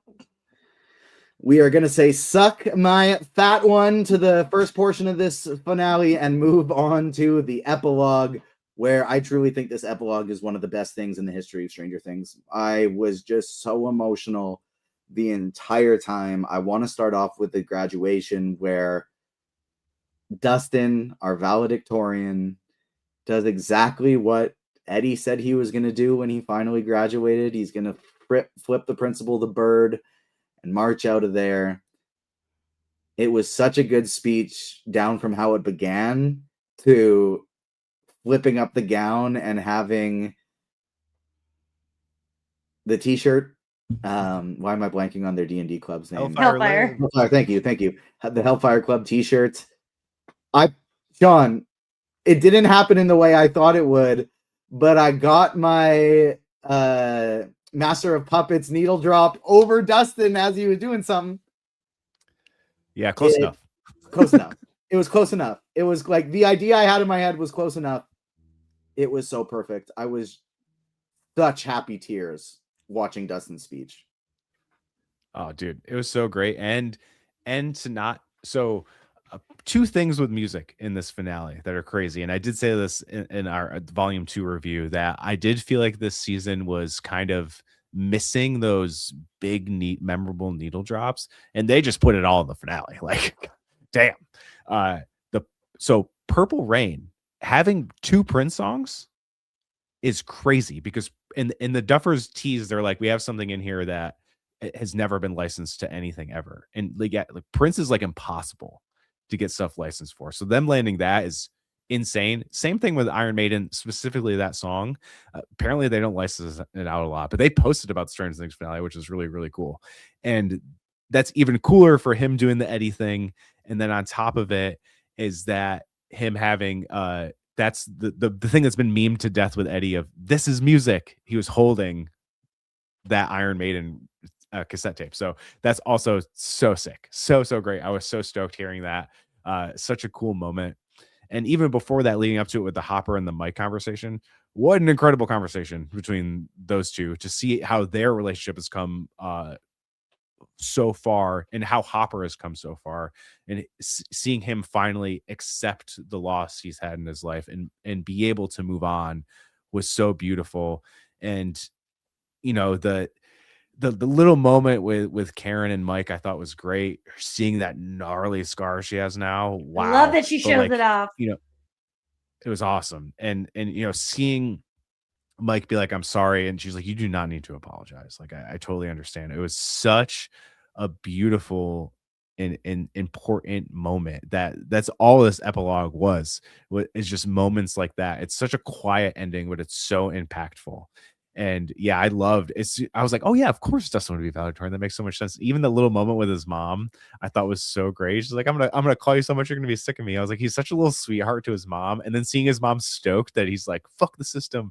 I was like, this rules so hard. I was like, I love this so much. And even seeing Mr. Clark, you know, be so proud of, like, everyone be so proud of him was so cool. And I did bring this up. It kind of ties into season 4, but they wrote the character of Eddie Munson because the Duffer Brothers wished they had someone like that when they were in high school. Someone who seemed so cool, but was in that kind of alt group, but like took all the younger kids in. And that's why, like, I hold that character so near and dear to my heart. But then to see Dustin become that for everyone else, like, one of my favorite lines in all of Stranger Things is "Never change, Henderson." Eddie saying that to Dustin. And to see that come full circle with this moment was so perfect. I think Dustin's probably my favorite character in the whole series. I love him so much.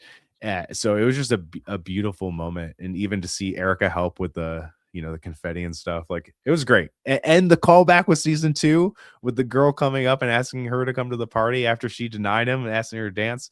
Beautiful stuff. And I think that's what the Duffers are like the best at, is these little things that are like, they're not super mega like obvious callbacks, but they're there and they're so smart and so thoughtful.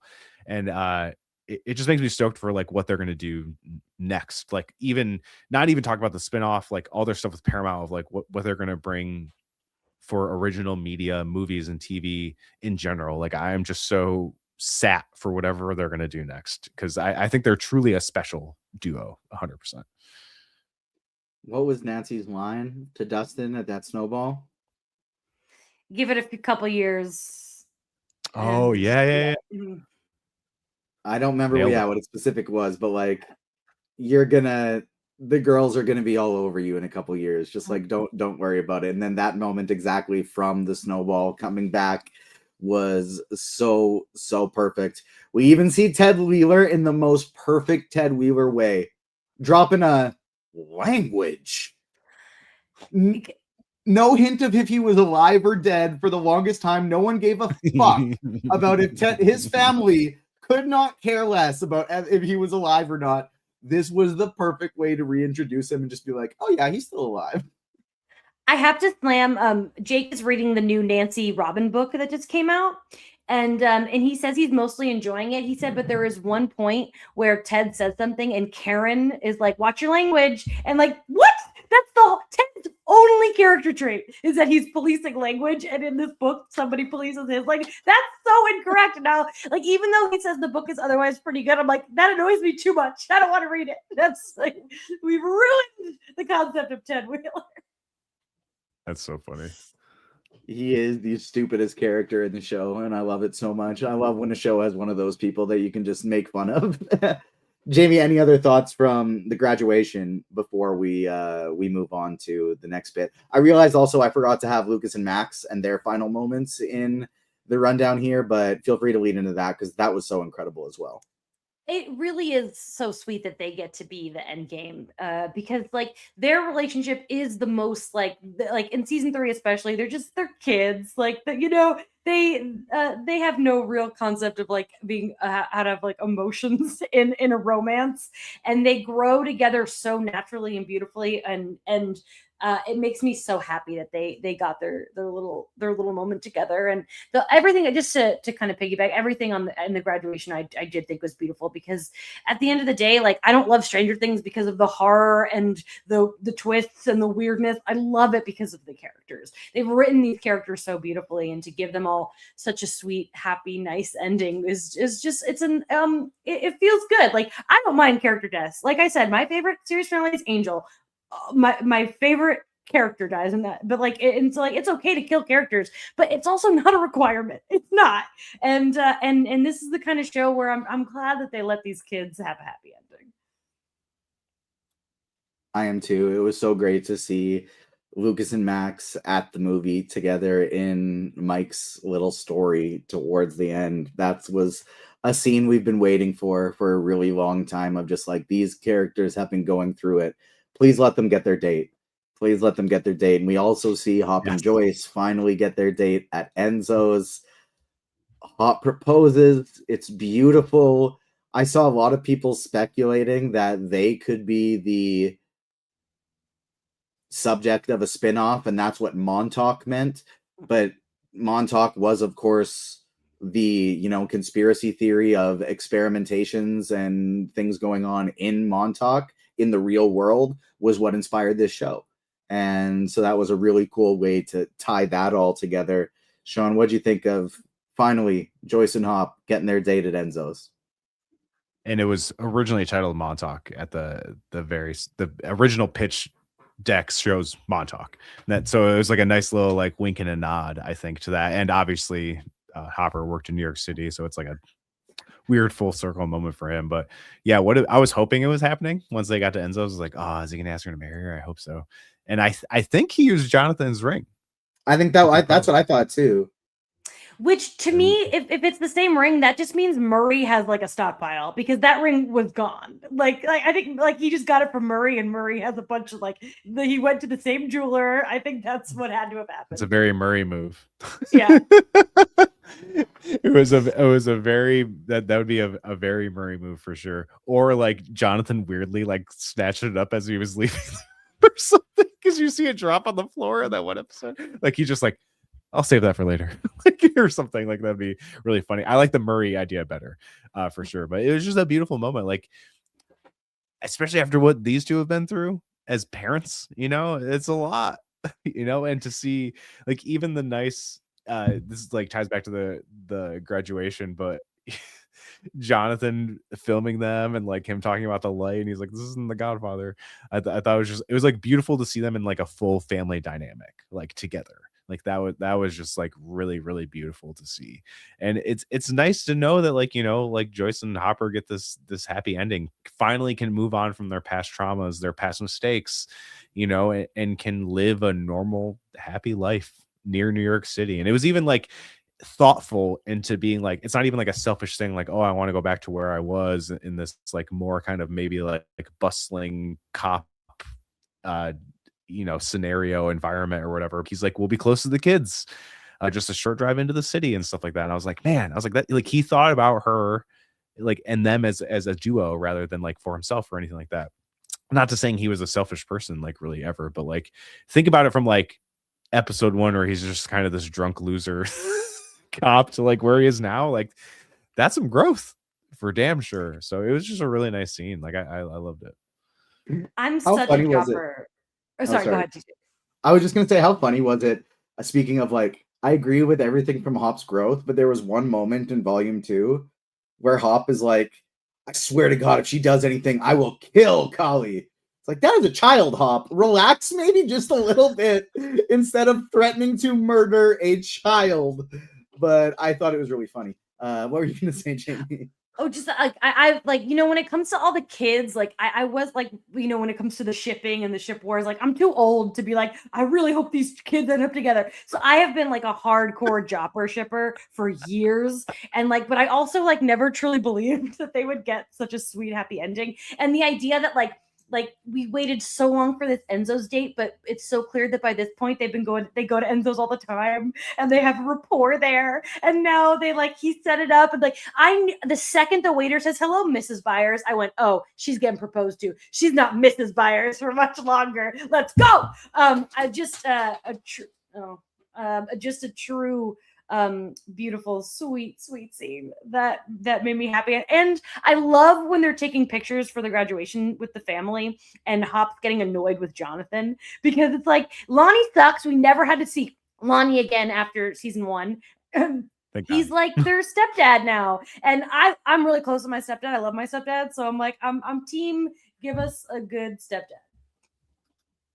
I love it. And we also get a real Jamie's so damn excited she lost her headphones. I really loved the stuff we got with Jonathan and Nancy and Robyn and Steve at the end of this. I don't think there could possibly be, like, Steve's always been my guy. Steve's my favorite character since I started watching this, because I didn't really get a chance to sit with douchey Steve for that long. Like, I watched season 1, 2, and 3 together. And so Steve was really not an asshole for that long to me, because I was straight into season 2 in the Scoop Troop before I even really got to sit with season 1. And so he's always been one of my favorites. So many moments between him and Dustin, so many moments between him and Robyn have just been some of my favorite character moments of this entire show. And so I thought he had the absolutely perfect ending. Baseball coach, sex ed teacher Steve, that is just so fucking perfect. Robyn is out, assumedly still with Vicky. You know, she has an overbearing partner of some kind. I think they broke up. I don't think they're together. Yeah, you think there's a new partner, a new overbearing partner? Well, when she says that, she's talking like she's listing things of their future that shouldn't get in the way of them meeting up.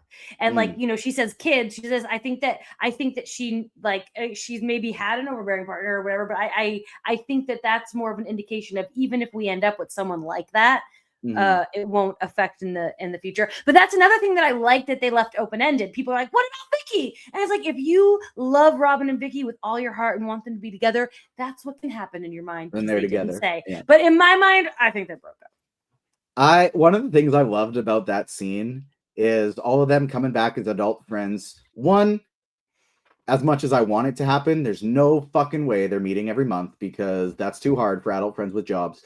But two, I think there's equal. They did such a good job of setting up. None of these people need to be with one another. They are on their own paths.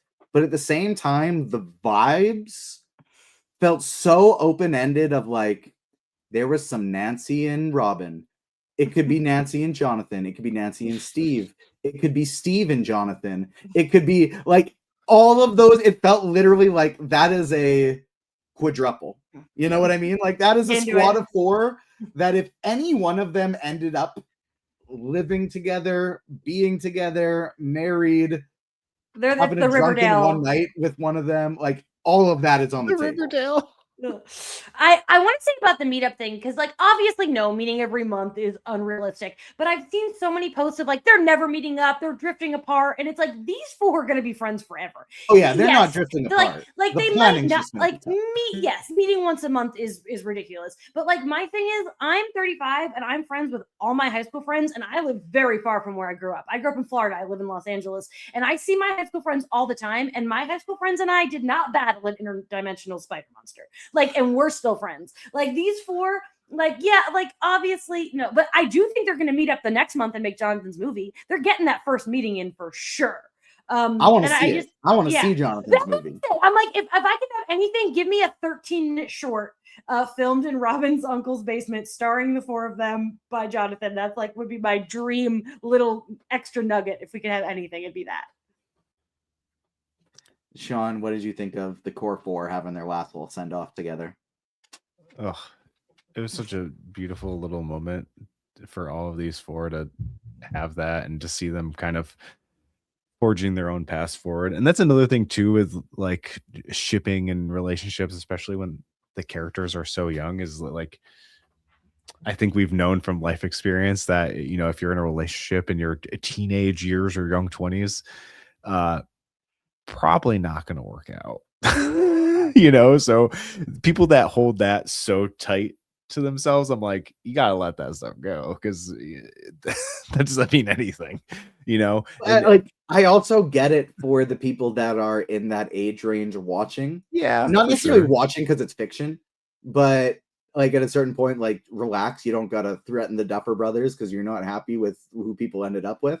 But I do feel like I remember being 21, 22 and being so positive without a doubt in the world that my partner at that time, that was going to be who I married.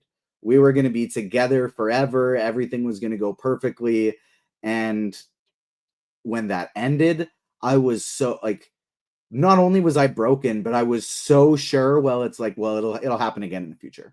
We'll get back together in the future. And it was just like, it wasn't this hope. It was a concrete belief that there was no doubt in my mind that anything could change that.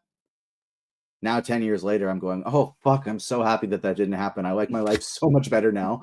But like at the time, it's just like, you know, without that frontal lobe fully developed, you can't quite get out of what's in front of you.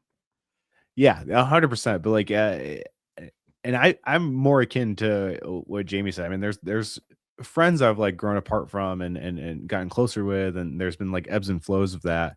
I saw it as a more just like, not that they won't meet up, but that even though they promised they would get together every month, that wouldn't happen, and that's life. And I feel like this whole epilogue is like, yes, it's a happy ending, but there is like a sort of kind of melancholy realness to it at the same time, because this is a coming of age story. This is about kids growing up and like, yeah, and like leaving their childhood behind, even if their childhood was kind of stolen from them at the same time, but they still learn to grow with these people and love these people and become their own humans at the same time. So it's beautiful and sad at the same time, which, it being sad isn't a bad thing. Like I just think it's because it like hits you emotionally, because like, especially like us, like we've been through these things. Like we can relate to it at a higher level than, and I'm sure people at that age that are at the same age can kind of relate to it because they are going through those transitional moments in their life too. But it's like you said, it's like, it's just a different type of absorbing the media, because it's looking back on things you have already done versus looking at things you're in the midst of experiencing.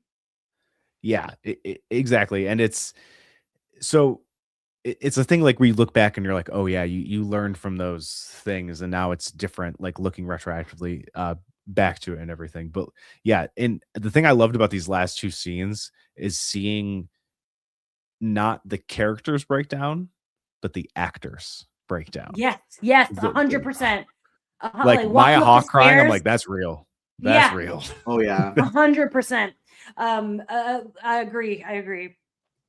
And the Duffers even said, they're like, we never saw Joe Keery cry ever, and he cried during that scene. I was like, those were real ass tears, because like these kids, young adults, have spent 10 years of their lives with these people. They're like, they have to be as close to them as family, and to say goodbye to that, like it's hard for us to say goodbye to these characters. Imagine what it was like if this was your life, if this was your career, if this was your starting point. Like, they have so much more attachment than we do. So it's like, I can only imagine, like, and that's the beauty of this finale is like, it's hard because it's like, I can understand people not liking certain seasons, not liking parts of the finale, whatever, et cetera, et cetera. But if you're a true Stranger Things fan and you didn't like this ending, I don't think you understood what show you were watching, to be honest. Because I think this is one of the best, like the last 40 minutes. I think it's up there with one of the best series finales like ever, as far as it ending, like how the series actually ended. I think it's up there as one of the best.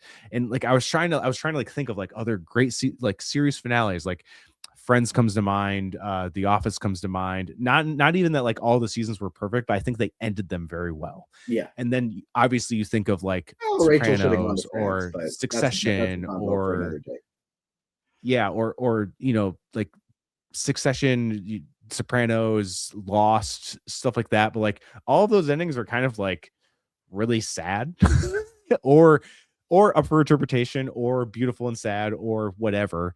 But like just something about like a really happy ending that just feels so real and so true to the characters. Like I do think this ranks among them.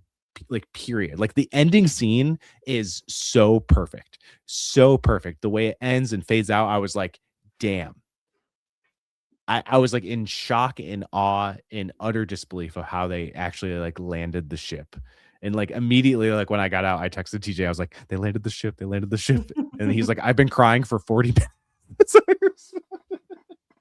Well, because I as soon as I finished the finale, I didn't get your text till like 40 minutes after because I went to straight to like I could hear Ava and Natasha having a tough time with Natasha's bedtime, and so I basically just went to go see like, hey Ava, do you need a break? I'll sub in. And so literally the next 40 minutes was just me like thinking about the finale, processing the finale while holding my daughter and bawling. Like I'm just sitting there being like, oh, and they had such great moments growing up. Oh, you're gonna grow up. Oh no. Like it was just like a constant feeling my feelings.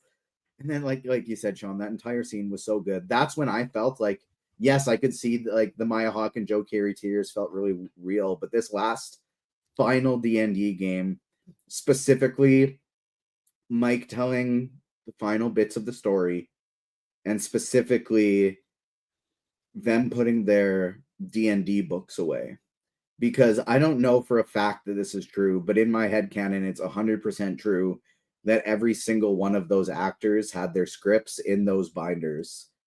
And that was them saying goodbye to the characters that they grew up with, saying goodbye to the characters that made them stars, the characters that taught them how to be adults, the characters that they have been with for the last 10 years, and just saying goodbye.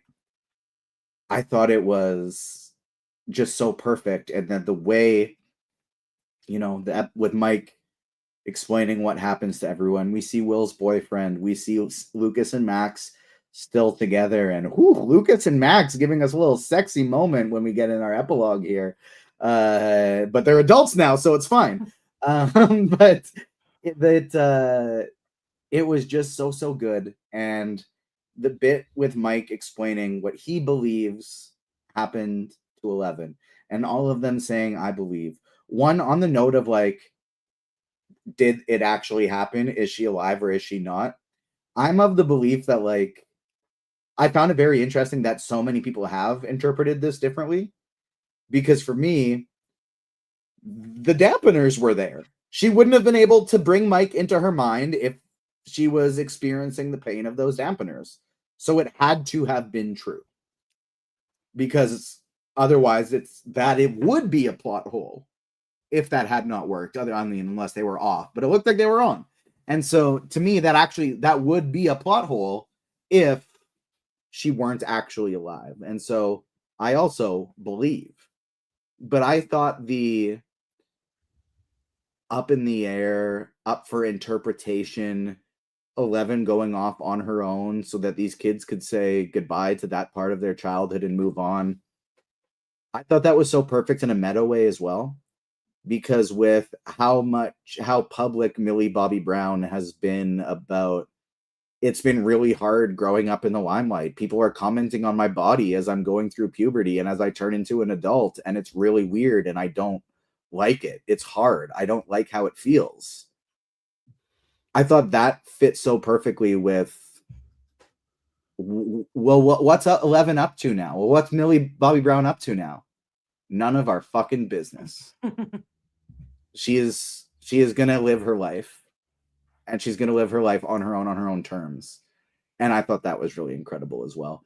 Jamie, what were some of your favorite moments from the final D&D game? Yeah, I to me, it's like, I like to think that everything we saw happened. I like the theory that what we saw with 11 is true because there were 2 waterfalls and not 3, and if it was fake, it would have been 3. I like that little that theory. Oh, I like that too. Yeah. But I also like, it's so I hate to keep calling out people with no critical thinking skills, but I saw somebody say like, it's so unrealistic that Dustin's the only one who went to college. That's not what they said. It's just that was an important part of his process. I'm sure they all went to college. Calm down. But like my favorite though is Dustin and Steve meeting up to go on a little road trip. And he had like Steve has his little camper in the back because that's like you know these little nuggets. Like it might whatever happens with. Would it have better? It would have been better if I said 4. I love that moment. Yeah, probably would have been better if you didn't call them nuggets. Just really sweet.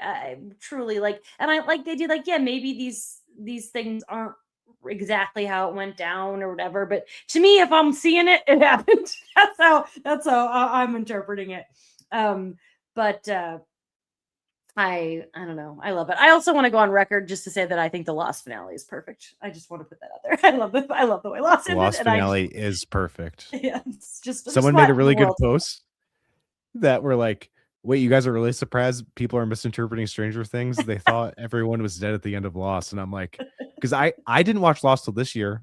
Oh. And I watched it and I've heard the divisiveness of the finale for years.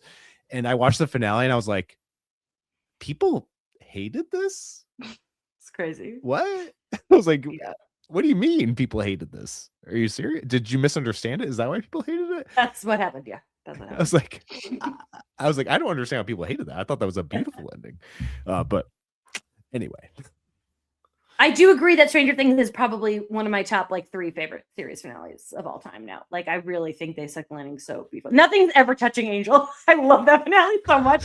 But like up there, like I want to shout out the Cheers finale. But there are certain finales like it's different now because like Roseanne sucks, but the Roseanne original finale is the most mad I've ever been at television. I hated that finale so deeply into my core, and it's a shame that like they tried to rectify it and it didn't matter anymore because she's like a bad person. But like when shows that you love end terribly, it's a bummer. Like, but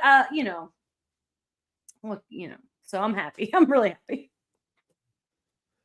Sean, final thoughts. Favorite needle drop, if we haven't talked about it. Favorite moments from the finale that we didn't get a chance to talk about. And feel free to kind of reflect on in the streaming era. We've talked about this. We don't have to rank it, but do you think this is like one of the best television shows since we have pivoted from cable being our main source of way of watching to streaming?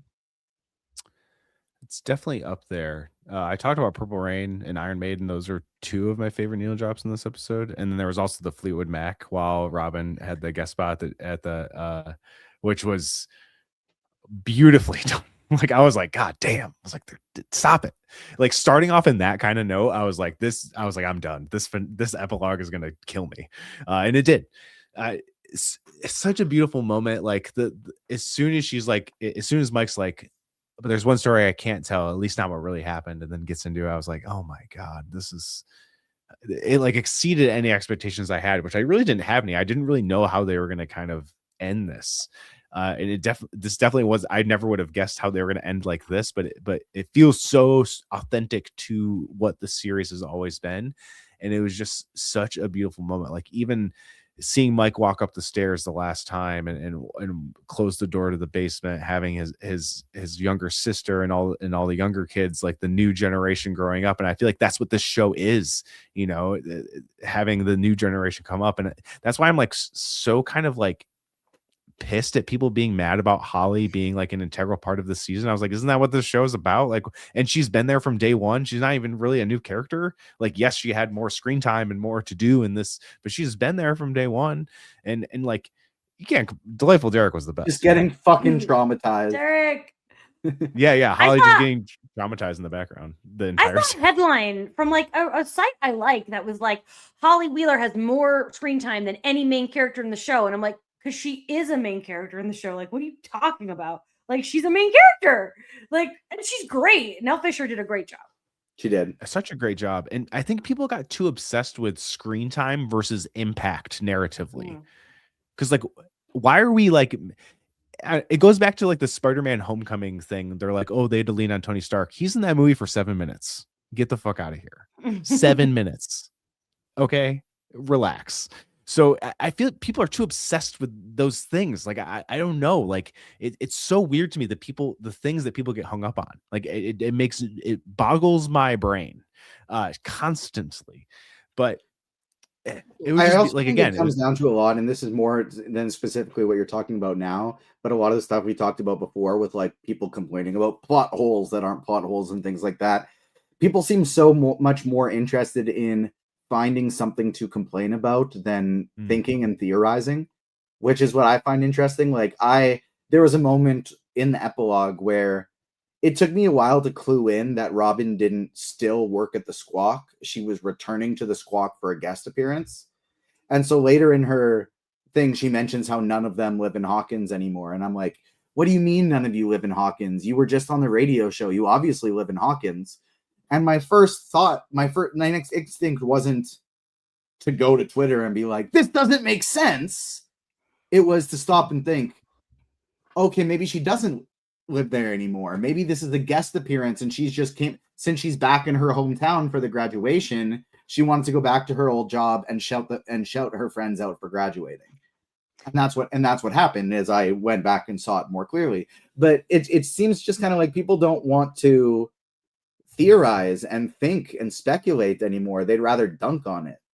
What's wild to me is like there was a post that went viral of somebody was like, how could they reference Mission Impossible when the movie didn't come out until 1996? Instead of taking that to Twitter, all you have to do is Google Mission Impossible and you'll learn that there was a TV show. Like that's all you have to do. One thing for me was in volume 2, I think it was, Joyce makes a comment that on the night Will disappeared, she came home and watched Cheers reruns. And I'm like a really big Cheers fan. And I went, Cheers reruns, when Will got kidnapped, season 2 of Cheers was only 5 episodes in. Were they did they have reruns that quickly? And I Googled it and I learned that Cheers came into syndication immediately because it didn't do well in its first season. And all it did was I had to Google it. Like literally, I thought it was weird. And instead of asking the internet and rage baiting people, I just learned a fact. It's not that hard to do. I posted about this, but I think one reason why people like to complain is because it just gets more likes and sites like the sites that we all have written for. I got assigned a story last week that was specifically about negative reactions to Stranger Things, and because that gets more clicks and it fuels the narrative that people don't like something, which just isn't true. The majority of people liked this. It's just that the haters are loud. And so what I did was I was given that story, I claimed it, and I spent the whole article making fun of those people. I was like, okay, I'll do it, but I'm not going to be nice. And thankfully, they allowed me to take that angle. But it's unfortunate. We just live in a fucked up time. That's the problem. Damon sent us a photo while we were on live here with Sean on Facebook ripping apart a website that one of us maybe used to work for or be at.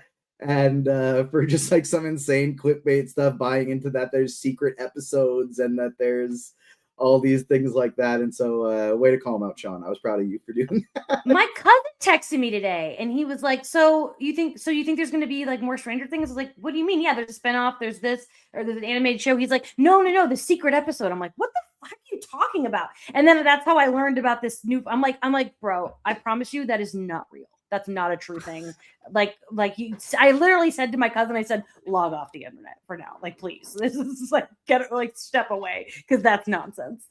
I am very disappointed at the amount of websites and social media accounts simply trying to garner clicks and attention off the whole conformity gay thing. It's honestly depressing. Yeah. I know what you're doing, and it sucks. It sucks because it's the clicks. The reason why I don't have a full-time job is because people don't click articles anymore. It's an unfortunate thing where you get why they're doing it, but it's like a cycle. It's a vicious, unfortunate cycle. And this show is all about breaking cycles. We should learn from Stranger Things, everyone. Break the cycles. Any other final thoughts on Stranger Things before we get out of here? Thanks for having me. I was really happy to talk about this. When I finish my work today, I'm just going to keep watching more Stranger Things. That's just what I'm doing right now. Amazing. Jamie, where can the people find you on socials? Where can they find some of these articles you've been writing? Yeah. And of course, oh, yes. So Face Hero is one of my podcasts. Love in the Time of Hydra is my other podcast. We are on hiatus from Agents of S.H.I.E.L.D. till March, but we start covering Agent Carter on Patreon at the end of this month. Our season 3 coverage of Agents of S.H.I.E.L.D. has been so awesome. We've had Brett Dalton on, we've had Elizabeth Henstridge on, we've had writers, directors, VFX people, like everybody from the show you can imagine we've gotten on the podcast, which is really cool. You can follow me at Jamie Jirak on Instagram and Letterboxd. It's a fresh year. I've only watched 14 movies this year. That's crazy. That's so sad. In 5 days. Okay, I guess that's a lot, but it seems like such a small amount. I love Letterboxd, so follow me there, and thank you all for listening to us today. Thank you so much for coming on the show. It is a absolute blast to have you on, as always. I'm sure we'll make it happen again here in the somewhat near future. I do want to add, just one extra shout out to the Love in the Time of Hydra show. The guests lately for this season have been fucking awesome, but it was so cool how fun the Elizabeth Henstridge and Brett Dalton episodes were, but in 2 totally different ways. The Elizabeth Henstridge one just felt like, as I was watching, like, this is so cool. She is so beautiful. She is so kind. How is this a real human being? Like, she's just awesome. It's so great that she's here. And then the Brett Dalton one felt legit like, this is Jamie's new best friend. This is just like a guy who wants to talk about the show. To be fair. What did you say? I think he's Tony's new best friend. Yeah, fair. Tony's new best friend. That is a very good point. But just like, this was just like a guy chatting about the show. And so it was so cool to have like these 2 megastars from the show both be super polite, both be super kind, super charming. But as I was watching it, I just felt like I was absorbing it in such a different way, where it was like the first one felt like a really good interview, and then the second one felt like a behind the scenes. Cool. Thank you for watching. I appreciate it. Absolutely. Wouldn't miss it. Sean, you have a incredibly exciting episode of the podcast being recorded this week. Some would say this is probably the most anticipated episode in the history of the Metalcore Nerds podcast. Yeah, TJ is my guest next week. TJ is my guest next week. Yeah, forget Sum 41, forget Silverstein. It's TJ. It's TJ. Yeah. I am highly anticipating. I'm so stoked to have you on the show. We're going to talk about our favorite TV shows of last year, and that's going to be really cool. And yeah, just if you like, that one's gonna be a little different because it's TJ talking about stuff he normally talks about. But if you like hearing people in bands talk about TV and movies, follow Metalcore Nerds. You can find it on all social media. You can find it on YouTube, any podcasting platform you want. Got some really cool stuff lined up for this year if it ends up panning out, which I feel pretty confident it will. And I'm stoked to get it out there. Got a lot of really big guests this year, or last year, I guess. And I think the ball is going to keep rolling in this year. So very stoked about it. And it's a new episode's coming out tomorrow that has this band Second Harbor. They're like, if you've ever listened to the band Movements, they're from LA. They're getting very big nowadays. They just played the last show at Chain Reaction, an incredible venue in Southern California that unfortunately just closed. They sound a lot like them, and I think they're going to end up blowing up. They're from Montreal, Canada. They're super, super sick, but we had a very in-depth conversation about our most anticipated movies for 2026, which obviously TJ kind of talked about how big it is for this year. And it's one of those episodes where I have formed a very strong bond with those individuals, and we still talk on the regular. And we recorded the episode like a month and a half ago before all the holiday stuff came along. So I'm really excited for that episode to come out, and excited for more people to discover that band as time goes along. But yeah, so if you're into music, you're into pop culture, Metalcore Nerds, it's my little love child, and I love seeing what more has come out of it as time has gone on. I may not be in a band right now, Sean, but when I was a teenager, I participated in a battle of the band with 3 different bands, and we got first place. The other band got second place, and the third band got last place because I forgot the words in our performance. Oh my God. I was gonna say, did you get all 3 places and you were the only 3 contestants? There was 5. There's 5 contestants. We got 1, 2, and 5. And on the group that got last, I fully forgot the words. I felt so bad because I genuinely like I thought I crushed it for the first 2. I was locked in. We did so well. And then the other one, I just totally forgot the lyrics and I bombed it so badly. I felt terrible for them. Oh, that's incredible. That's sad but hilarious. Because they were all great. It was totally my fault. Fault. So that was tough. But like Sean said, I'll be on Medical Nerds next week. And also we are going to be talking the Comic Corner later this week. We'll be talking Damon, AF, and Fat Thor will be talking about this week's comics. On Friday, we have our Percy Jackson episode 6 breakdown. Next week, we will be doing our most anticipated projects of 2026 collab draft. That one's going to be a lot of fun as well. Thank you so much for everyone who tuned in. Aisha, Carlos, Kiki, and Luca, Jeff, all the people who are hanging out in the live chat today, we thank you. All the people who are tuning in after the fact, we thank you as well. Hit the like button, subscribe, hit the notification bell, subscribe wherever you get your podcasts. And of course, you can find us on socials at Agents Fandom on TikTok and Twitter, Agents of Fandom everywhere else. I realized I did forget to include Caroline's video when we were in the middle of talking about Stranger Things. And so what I'm going to do is I'm just going to upload it onto our podcast feed and on YouTube. So you'll be able to find that in a totally separate page, but we will make sure we get Caroline's thoughts uploaded here as well, because she put a lot of work into them. It's 6 minutes long and I want to make sure she gets her due because she was with us the whole time for this. And so thank you so much to everyone who tuned in. We will see you next time. On behalf of myself, Sean, and Jamie, peace.